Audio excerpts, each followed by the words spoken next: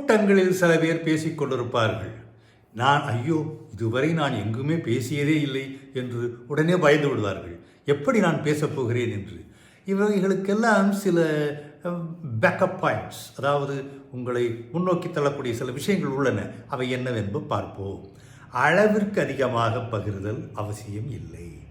தனிநபர் செயல்களுக்கும் தொழில்முறை செயல்களுக்கும் ஏகப்பட்ட வித்தியாசங்கள் உண்டு. உங்களை வித்தியாசப்படுத்தி காட்டிக்கொள்ள வேண்டியது உங்கள் கைகளில் இருக்கிறது. அதை நீங்கள் தெரிந்திருப்பது மிகவும் அவசியம். முறையாக கை கொடுக்குதல் நல்ல பயன்களை தரும். சிலர் கை கொடுக்கும் பொழுது நான் தான் என்று கொடுக்குவது உங்களுக்கு எந்த வகையிலும் பலன் தராது, எரிச்சலை ஏற்படுத்திவிடும்.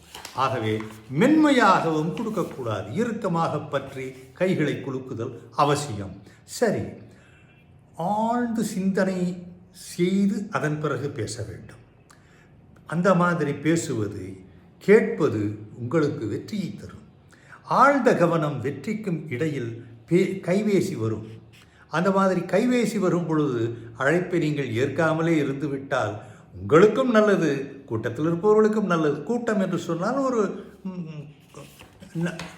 நிறைய நண்பர்கள் இருக்கிற இடத்தில் அல்லது அலுவலர்கள் இருக்கிற இடத்தில். சரி, அது மாதிரி அது உங்களுக்கு தெரியுமா? செய்திகள் தலைபோகும் விஷயமாக இருந்தாலும் அது உடனே நீங்கள் அதை பற்றி பேச முடியுமா? முடியாது. ஏனென்றால் நீங்கள் பேசிக்கொண்டிருக்கிறீர்கள். இடத்திற்கும் நிகழ்விற்கும் தகுந்தாற்போல உங்கள் உடைகளையும் உங்கள் நம்பிக்கையையும் மற்றவர்களின் நம்பிக்கையையும் இழுக்கும் வண்ணம் சரியான உடை அணிவாதவரை முயற்சிகளும் திறமைகளும் ஒன்றும் செய்ய முடியாது. அதை ஏற்றுக்கொள்ளக்கூடிய மனப்பாங்கு மற்றவர்களுக்கு இல்லாமல் போய்விடும். ஆகவே அதை மறுப்பார்கள், அல்லது ஆள் பாதி ஆடை பாதி, இது கூட தெரியவில்லையே என்று கூட கூறுவார்கள். சில நேரங்களில் மேடையை நெருங்கும் பொழுது அறிமுகம் செய்யும் நபரின் பெயர் நினைவில்லாமல் போய்விடும். ஒரு 2-3 முறை சொல்லி பார்த்து கொள்ள வேண்டும், அல்லது எங்கேயாவது எழுதி கொள்ள.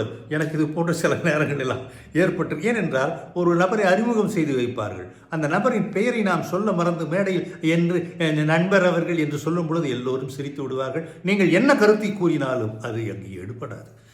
ஜோக்கர், கோமாளி என்று சொல்லிவிடுவார்கள்.